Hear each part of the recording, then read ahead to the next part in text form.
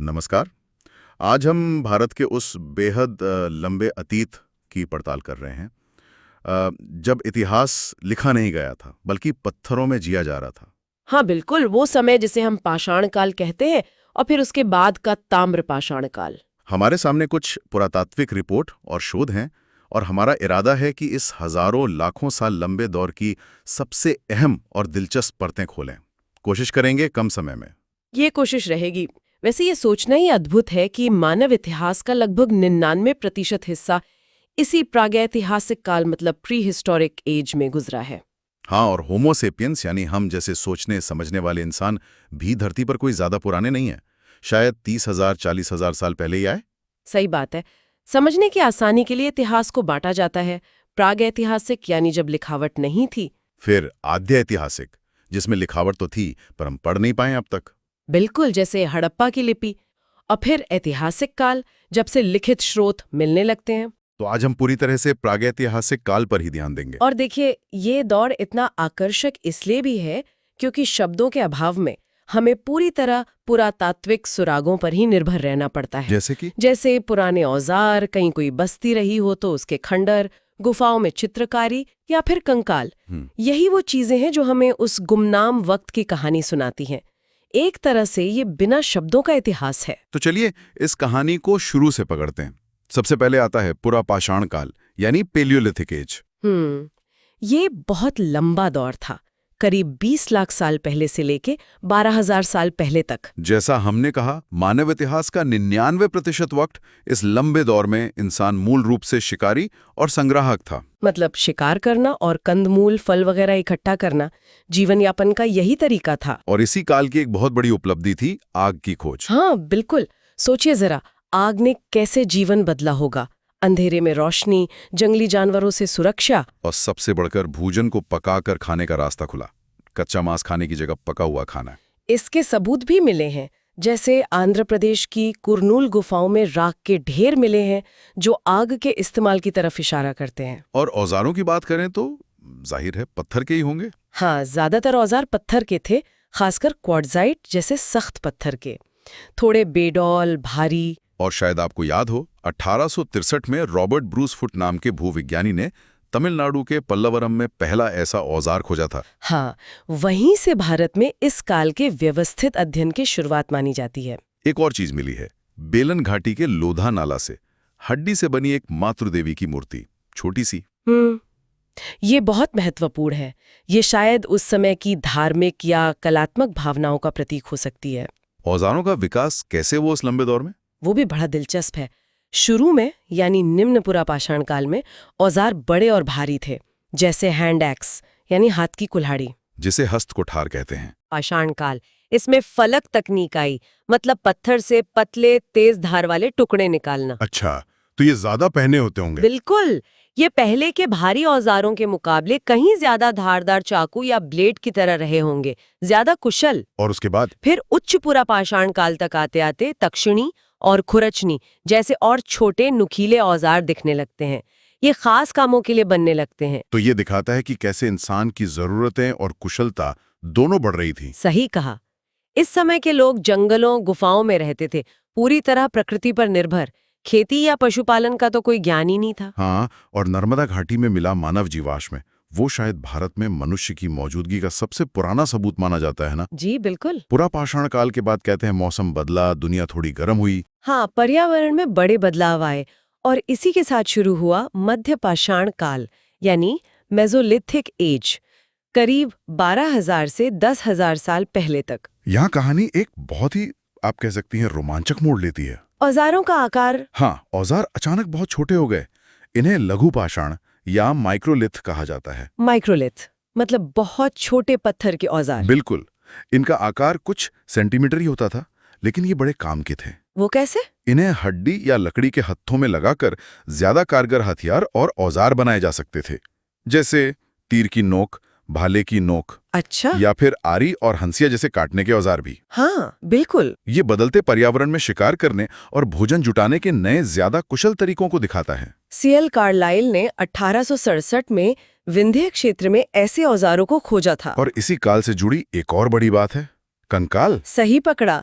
भारत में पहली बार मानव अस्थिपंजर यानी इंसानी कंकाल मिलने लगते हैं इसी काल से। ये तो बहुत महत्वपूर्ण है, मतलब हमें सीधे तौर पे उस समय के लोगों के बारे में जानकारी मिलने लगे। बिल्कुल, उनकी शारीरिक बनावट, शायद कुछ हद तक जीवन शैली के बारे में भी। और पशुपालन, उसकी भी कुछ शुरुआत हुई क्या? हाँ, पशुपालन की बिल्कुल शुरुआती आहट सुनाई देती है। पुख्ता सबूत नहीं, पर संकेत मिलते हैं। जैसे मध्य प्रदेश के आदमगढ़ और राजस्थान के बागौर जैसी जगहों से जानवरों की हड्डियों के अवशेष मिले हैं, जिनमें पालतू बनाए जा सकने वाले जानवरों की हड्डियां भी हैं। अच्छा, और वो कंकाल कहाँ-कहाँ से मिले हैं? मानव कंकालों का मिलना वाकई बहुत महत्वपूर्ण है। उत्तर प्रदेश के प्रतापगढ़ जिले में 3 जगह बहुत खास हैं: महदहा, दमदमा और सराय नाहर राय। यहाँ से कई कंकाल मिले हैं। इनमें कुछ खास बात? हाँ, जैसे दमदमा में तो एक ही कब्र में 3 लोगों को दफनाने के सबूत मिले हैं, और कुछ कब्रों में स्त्री पुरुष को साथ दफनाया गया है। ओह, और सराय नहर राय? वहाँ एक ही कब्र में 4 मानव कंकाल मिले हैं। ये सब उस समय के रीति रिवाजों और शायद सामाजिक संरचना पर कुछ रोशनी डालते हैं। दिलचस्प। इसी काल से जुड़ा एक और खजाना है मध्य प्रदेश में भीमबेटका की गुफाएं। हाँ, भीमबेटका, उनकी तो बात ही अलग है। शैल चित्र है ना? बिल्कुल, चट्टानों पर बने सैकड़ों चित्र मिले हैं। शिकार के दृश्य, नाच गाना, रोजमर्रा के जीवन के नज़ारे, ऐसा लगता है जैसे उस वक्त का कोई फोटो एल्बम हो। कमाल है। और इनकी खोज? आर्किबाल्ड कार्लाइल ने पहले ध्यान दिया था, लेकिन डॉक्टर विष्णु श्रीधर वाकणकर ने इन्हें दुनिया के सामने लाने में बहुत बड़ी भूमिका निभाई। आज ये यूनेस्को की विश्व धरोहर सूची में शामिल है। 700 से ज्यादा शैलाश्रय हैं, जिनमें से 500 में चित्र बने हैं। सच में, वो चित्र उस समय के जीवन का एक जीता जागता दस्तावेज हैं। खैर, मध्य पाषाण के बाद आता है नव पाषाण काल, यानी नियोलिथिक एज। हाँ, दुनिया भर में इसकी शुरुआत करीब 10,000 साल पहले मानी जाती है, लेकिन भारत में इसके स्पष्ट प्रमाण थोड़ी देर से लगभग 7,000 ईसा पूर्व या उसके बाद से मिलने लगते हैं। और ये सचमुच एक क्रांतिकारी दौर था, है ना? बिल्कुल, क्रांति, रेवोल्यूशन कह सकते हैं इसे, क्योंकि इसी दौर में इंसान ने एक जगह टिक कर रहना सीखा, मतलब स्थायी बस्तियां बसाईं।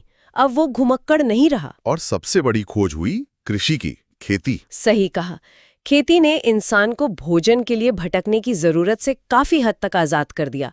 अब वो खुद अपना भोजन उगा सकता था। स्रोत बताते हैं कि सबसे पहले गेहूं और जौ जैसी फसलें उगाई गईं। हाँ, ये आम धारणा है। और कुत्ते को शायद सबसे पहले पालतू बनाया गया, वफादार साथी। लेकिन यहाँ एक दिलचस्प पेंच है जो हमारे स्रोत बताते हैं।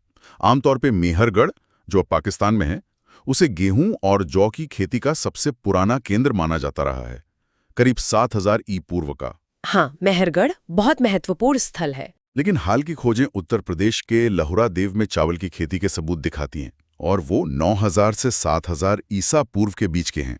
अच्छा, तो ये तो मेहरगढ़ से भी पुराने या समकालीन हो सकते हैं। हाँ, यानी शायद चावल, गेहूं, जौ से भी पहले या कम से कम उसी समय उगाया जाने लगा था भारत में। ये दिखाता है कि इतिहास की हमारी समझ नई खोजों से कैसे बदलती रहती है। ये क्रम वाकई ध्यान देने लायक है। फिर लहुरा देव, चावल शायद सबसे पुराना, फिर मेहरगढ़, गेहूं और जौ, साथ ही शुरुआती गांव का सबूत, और फिर प्रयागराज के पास कोल्डी हवा, वहां चावल की भूसी मिली है, लगभग 6500 ईसा पूर्व की। मेहरगढ़ का जिक्र आया, वहां और क्या खास मिला है? मेहरगढ़ तो बहुत महत्वपूर्ण स्थल है। कच्ची ईंटों के बने घर मिले हैं, खेती और पशुपालन के तो पुख्ता सबूत है ही, और एक बहुत रोचक चीज मिली है, एक कब्र में मृतक के साथ बकरी को भी दफनाया गया है। बकरी को साथ दफनाना क्यों? शायद परलोक की किसी धारणा का संकेत हो कि मरने के बाद भी जरूरतों का सामान साथ होना चाहिए। कह नहीं सकते पक्के तौर पर ये सोचने पे मजबूर करता है। सोचने वाली बात है। और इस दौर में एक और आविष्कार हुआ जिसने दुनिया बदल दी, पहिया। हाँ, पहिया, व्हील। सोचिए जरा, पहिए ने यातायात से लेकर कुम्हारी तक, मतलब मिट्टी के बर्तन बनाने तक, कितनी चीजें आसान कर दी होंगी। तो पहिया और कृषि, इन दोनों ने मिलकर सभ्यता की नींव रखी, कह सकते हैं। बिल्कुल कह सकते हैं। खेती से अनाज ज्यादा हुआ, आबादी बढ़ी, गांव बसे, और फिर धीरे धीरे सामाजिक नियम और व्यवस्थाएं बनी। यहीं से सभ्यता का विकास तेज हुआ। और कहां-कहां इस काल के सबूत मिले हैं? कई जगह हैं, जैसे कश्मीर में बुर्ज होम और गुफ कराल, वहां लोग जमीन में गड्ढे बनाकर घर बनाते थे, जिन्हें गर्तावास कहते हैं, शायद ठंड से बचने के लिए। गुफकराल का मतलब ही कुम्हार की गुफा है। अच्छा, और बिहार में? बिहार के चिरान से हिरन के सींगों से बने बहुत सारे औजार और हथियार मिले हैं। ये भी एक खास बात है वहां की। और दक्षिण भारत में? दक्षिण भारत में संगनकल्लू, पिकलीहल जैसी जगहों पर राख के टीले मिले हैं।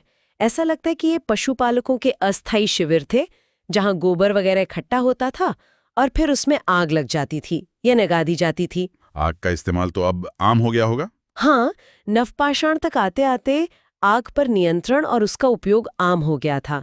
और दक्षिण भारत में ही बड़े बड़े पत्थरों से बने स्मारक भी मिलते हैं। महापाषाण, मेगालिथ्स। हाँ, मेगालिथ्स। ये इसी दौर के अंत और खासकर इसके बाद के लौह युग में दिखते हैं।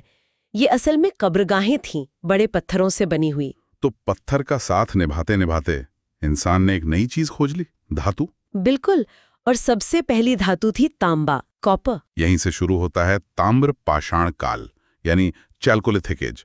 चल्को मतलब तांबा, लिथिक मतलब पत्थर। सही, वो दौर जब पत्थर के साथ साथ तांबे का इस्तेमाल भी होने लगा।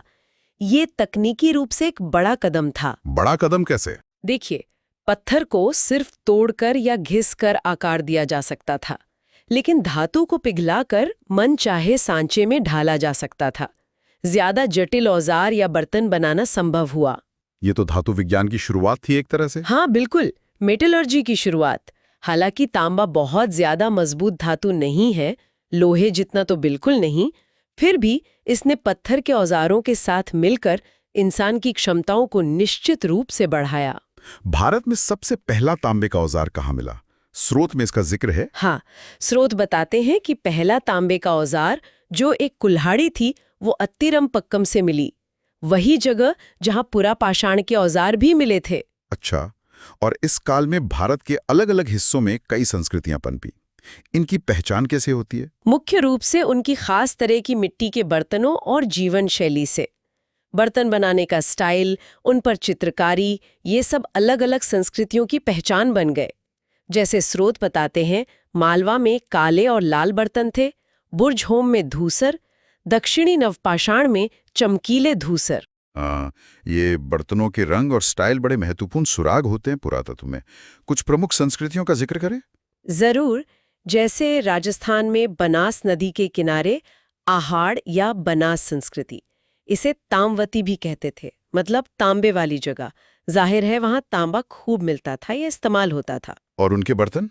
वहां सफेद रंग से सजे काले और लाल बर्तन मिले हैं, black and red ware. Gilund भी इसी संस्कृति का एक स्थल है, जहां मिट्टी की इमारतें और तांबे के टुकड़े मिले हैं। ठीक है। और मध्य प्रदेश? मध्य प्रदेश की मालवा संस्कृति भी बहुत महत्वपूर्ण है। यहाँ कायथा और एरन जैसी जगहों पर किलाबंद बस्तियां मिली। किलाबंद मतलब चारों तरफ दीवार? हाँ, फोर्टिफिकेशन। इसका मतलब शायद सुरक्षा एक चिंता बन गई थी, या फिर समाज ज्यादा संगठित हो रहा था। यहाँ के मिट्टी के बर्तन, मालवा वेयर, बहुत खूबसूरत माने जाते हैं। उन पर हड़प्पा सभ्यता का असर भी दिखता है। नवदा टोली का भी जिक्र आता है। हाँ, नवदा टोली भी मालवा संस्कृति का बड़ा स्थल था। HD सांखलिया ने यहाँ काफी काम किया। वहाँ मिट्टी और बांस के बने चौकोर और गोल घर मिले हैं, और कताई बुनाई के लिए तकलियां भी मिली हैं। मतलब कपड़ा बनाना भी जानते थे वो लोग। बिल्कुल। और मालवा और राजस्थान में सांड, वृषभ की मिट्टी की मूर्तियां भी मिली हैं, जो शायद धार्मिक प्रतीक रही हों। फिर महाराष्ट्र की जोरवे संस्कृति? हाँ, जोरवे संस्कृति महाराष्ट्र में फैली थी। इसका सबसे बड़ा स्थल दैमाबाद माना जाता है। नेवासा में पटसन यानी जूट के सबूत मिले हैं, और टोटी वाले बर्तन भी, जो जोरवे संस्कृति की खासियत हैं। इनाम गांव का भी जिक्र है। वो भी जोरवे संस्कृति से जुड़ा है। हाँ, इनाम गांव भी इसी संस्कृति का एक प्रमुख केंद्र था। वहाँ एक बड़ी किलाबंद बस्ती मिली है, जिसमें 100 से ज्यादा घर, अनाज के गोदाम और यहाँ तक कि कारीगरों के इलाके भी थे। ये एक विकसित ग्रामीण समाज की तस्वीर पेश करते हैं।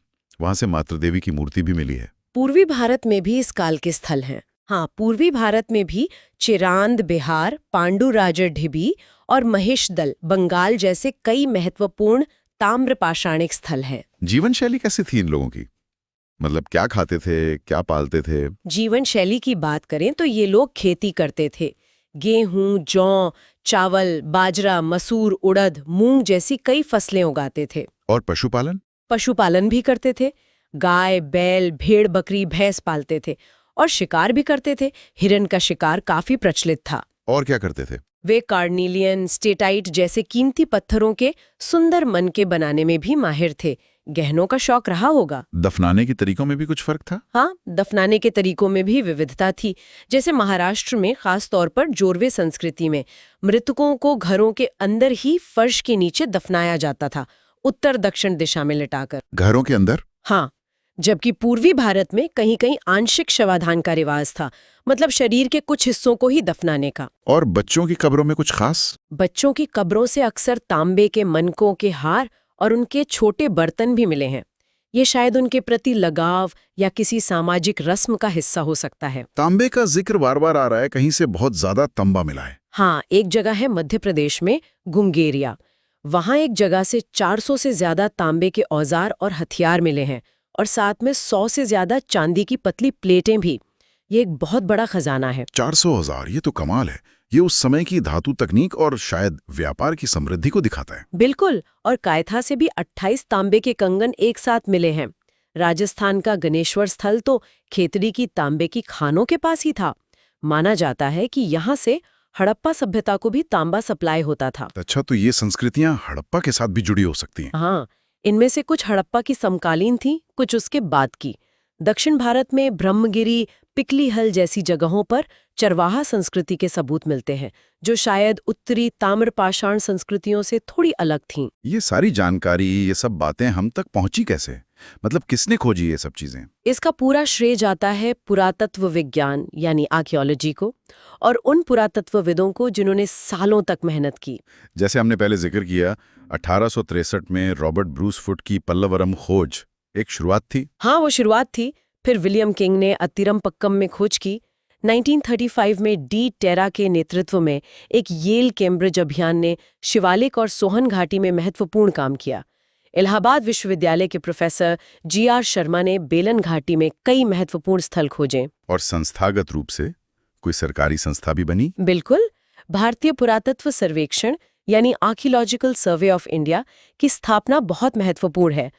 1861 में एलेक्जेंडर कनिंघम इसके पहले सर्वेक्षक बने। कनिंघम को भारतीय पुरातत्व का जनक भी कहते हैं ना? हाँ, बिल्कुल। फिर 1871 में ये एक सरकारी विभाग बना और 1901-02 में लॉर्ड कर्जन के समय में जॉन मार्शल के नेतृत्व में इसे और व्यवस्थित और केंद्रीकृत किया गया। जॉन मार्शल का नाम तो हड़प्पा सभ्यता से भी जुड़ा है। हाँ, उन्हीं के नेतृत्व में हड़प्पा और मोहनजोदड़ो की खुदाई हुई थी। तो यही पूरा तत्व है जो हमें लिखित स्रोतों के बिना अतीत के इन लंबे कालखंडों को समझने में मदद करता है। हाँ, और हमारे स्रोत दो और रोचक तथ्य बताते हैं। एक तो ये कि रिजले नाम के एक ब्रिटिश अधिकारी ने पहली बार भारत की आबादी का वैज्ञानिक आधार पर प्रजातीय वर्गीकरण करने की कोशिश की थी। हाँ, ये नृविज्ञान से जुड़ा तथ्य है। और दूसरी बात, असम में पाया जाने वाला श्वेत भ्रू गिबन यानी हुलॉक गिबन भारत का एकमात्र मानवहाप कपी यानी एप है। हाँ, ये भी एक रोचक जानकारी है। ये छोटी छोटी बातें भी उस बड़े कैनवस का हिस्सा है जिसे हम भारत का अतीत कहते हैं। तो आज हमने एक बहुत लंबे सफर को संक्षेप में समेटा। उन शुरुआती इंसानों से जो सिर्फ पत्थर के औजारों से शिकार करते थे, फिर आग जलाना सीखा, छोटे और बेहतर औजार बनाए, गुफाओं में अपनी दुनिया को चित्रों में उकेरा, और आखिरकार खेती करना, गांव बसाना, पहिया चलाना और धातु का इस्तेमाल करना सीखा, पूरा पाषाण से ताम्रपाषाण तक। ये पूरी यात्रा दिखाती है कि कैसे इंसान ने हजारों लाखों सालों में धीरे धीरे प्रकृति को समझा, अपने औजार और तकनीक बेहतर की और समाज को संगठित किया। और ये सब हमें मिला है जमीन की खुदाई से निकले सबूतों से। टूटे बर्तन, घिसे औजार, पुरानी कब्रें, खंडर बन चुकी बस्तियां। बिल्कुल, यही वो बुनियाद है जिस पर बाद में आने वाली महान सभ्यताएं खड़ी हुईं। बिना शब्दों के भी अतीत हमसे बहुत कुछ कहता है, बस सुनने और समझने की जरूरत है। और जाते जाते एक सवाल छोड़ जाते हैं विचार करने के लिए। हमने मेहरगढ़ की उस कब्र का जिक्र किया जिसमें मृतक के साथ बकरी को दफनाया गया था। हाँ, आज से हजारों साल पहले का ये रिवाज उन लोगों की जिंदगी, मौत और शायद मौत के बाद की दुनिया के बारे में उनकी सोच के किन पहलुओं पर रोशनी डालता है, इस पर सोचा जा सकता है। इस गहरी पड़ताल में शामिल होने के लिए धन्यवाद।